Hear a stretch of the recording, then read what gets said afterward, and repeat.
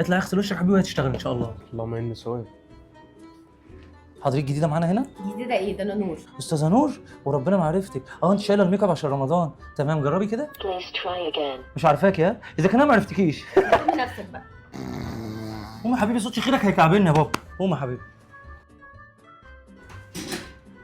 ايه الشباب ريقها جرى ليه كده؟ دي قهوه جرجس، احنا في الصيام ها؟ اهدوا شويه. قهوتك يا جرجس. انت جايبها لي قدام الناس؟ ما تخبيها يا عم. ايوه احطها لك في جيبي يعني ولا ايه؟ ما تراعي اللي هم صايمين. يعني هم صايمين وانا عندي ظروف؟ ما انا صايم زيهم. احمد فين؟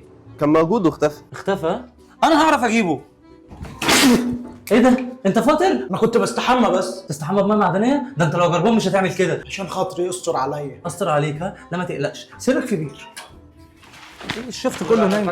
هو مفيش غيري في الشركه دي ولا ايه؟ انا اللي مفيش غيري في الشركه بس دي. وحده الله بس. انت مالك انت؟ لا لا يا حبيبي، لا انت مالكش لازمه اصلا بره عنك. انا ماليش لازمه، لكن في الايام العاديه يا حوده هات لي قهوه، يا حوده اعمل لي نسكافيه، انا هوريك. بصراحه يا ريس الموضوع زاد عن حده، انا كنتش هقول لك بس.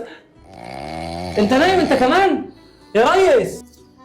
ايه المغرب اذن؟ لا هانت كلها 4 ساعات. بص يا ريس الشركه عماله تقع، نص الموظفين نايم والنص التاني عمال يضرب في بعضه وانت مش داري بحاجه. نعم انتوا يا بهوات انتوا كلكم بتستعبطوا ومحدش فيكم شايف شغله. انا لو مش صايم كنت هطلع. لا تطلع ايه؟ انت صايم هتضيع صيامك. جرجس ممكن يقوم بالواجب ده، ولا بلاش جرجس، احمد فاطر.